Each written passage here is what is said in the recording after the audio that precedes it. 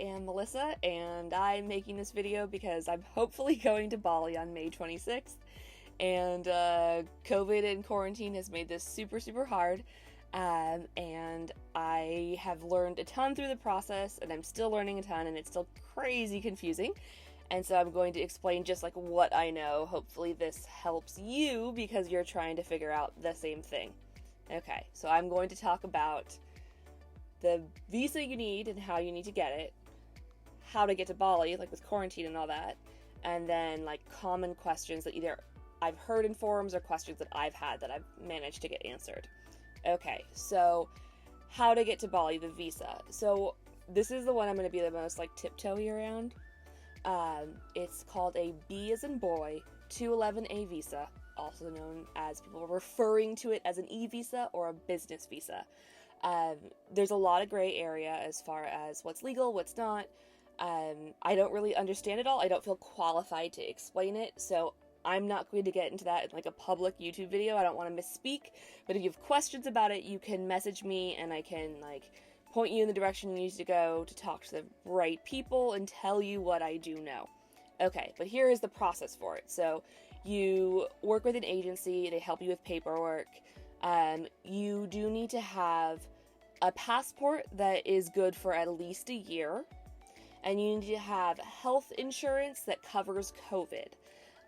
So the health insurance that I chose just in general is called World Nomads, I think. It's through Safety Wing. It's like $40 a month, and it does cover COVID, and it's one of the only ones that lets you like renew monthly, instead of having to give set start and end dates. So if you don't know where you plan to go during your trip or how long you're going to be gone, that's the best bet. So that's the insurance that you need, and the rest is just paperwork agreeing to quarantine and health things, etc. So that's the visa process. It can take anywhere from like a quick turnaround time of a few days to some people have had it take like a month.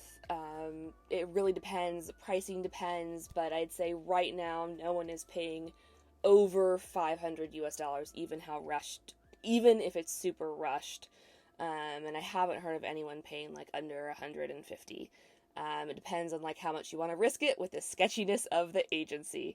Obviously the more well-known ones tend to be more expensive. Okay, so that's my visa stuff. Now if we're talking about how you actually get there in quarantine. So you do need to have a PCR test within 72 hours of departure, I think is what I read. Hope I'm right. And you will be flying from wherever in the world you're going to Jakarta. You will land in Jakarta and go through like their strict process, and you will stay at a hotel that the government has. The government has like a set list, so you can pick from that list, but you can only go to the government ones. And you will stay there for 5 nights, 6 days. And on the 6th day, you can fly to Bali. Something to keep in mind is that because your flight from Jakarta to Bali is going to be domestic and not international, you're not going to be able to have the same international baggage allowances. So just think about that when you're packing. It's going to be tough. Or maybe you'll pack light. I don't.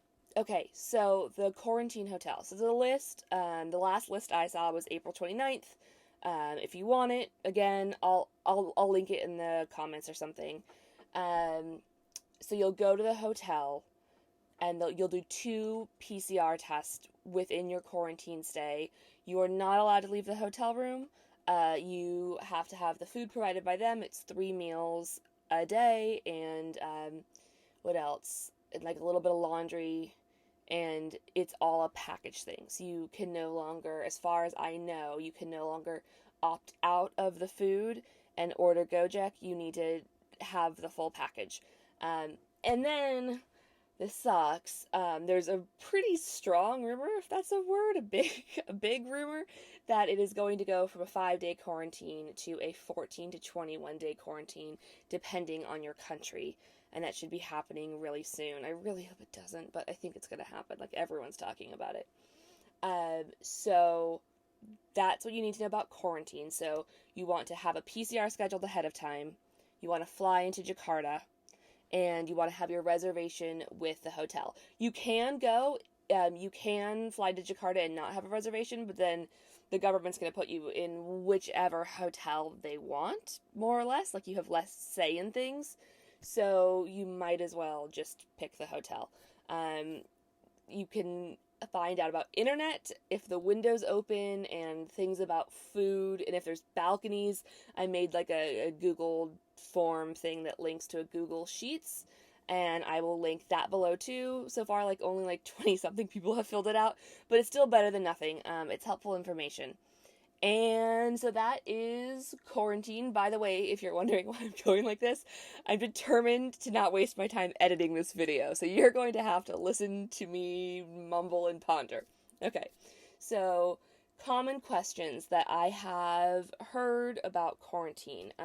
Does it matter if you've had the vaccine? It does not matter if you've had the vaccine at all. Does it matter what country? So right now, India's on like everyone's blacklist, right? India currently, I think you can't get in. I actually don't know the deal, but basically India, Philippines, and Pakistan, I believe right now are on like it's gonna be really rough to get in their list. And then everyone else can get in with the 5-day quarantine as of now. And another question that's commonly asked is, can I fly directly into Bali? No. You cannot fly directly into Bali, and you cannot quarantine in Bali.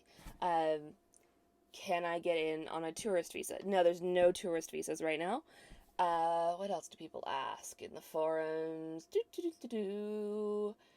Tourist visas. Do you need a return flight?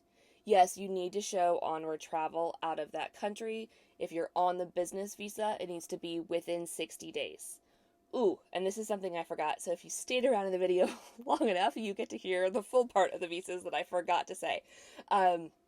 So it's good, the B211A visa, the business visa, is good for 60 days, and you can renew it for money, of course, you could stay there for up to 6 months. But you want your return ticket or your ticket out of Indonesia to be within that first 60 days. If you choose to stay longer, you're going to need to move your ticket. And then the last thing I want to say is just like a general helpful piece of advice, which is join the forums. They're mainly, at least the ones I've been in, are on Facebook. So just type in like Bali keywords, could be like Canggu, expats, things like that. There's one called Stay in Bali, like hashtag Stay in Bali, and they have great information. Do be careful because people have asked a lot of the same questions and people can be a bit snippy about it, and also people are quite sensitive about the visa thing right now. There's quite like a scarcity mentality, and people can be a bit rough. I'm not a huge fan, but I have learned a lot from it. So do check out the groups if you want to stay up to date on things. There's also an email, like a newsletter called Bali Beat. They like gather all of the data from the like non-English papers, and they put it in English. I don't know anything about them, but I receive their emails and find them helpful. That is all for now. I think that maybe I'll like keep doing videos and keep you posted on how the travels and quarantine go. We'll see. I really, really hope that my next video isn't about a 14-day quarantine, but we will see. Okay, I hope the video is helpful. I hope I don't have to edit this much, and I will see you in Bali, I hope. Okay, bye!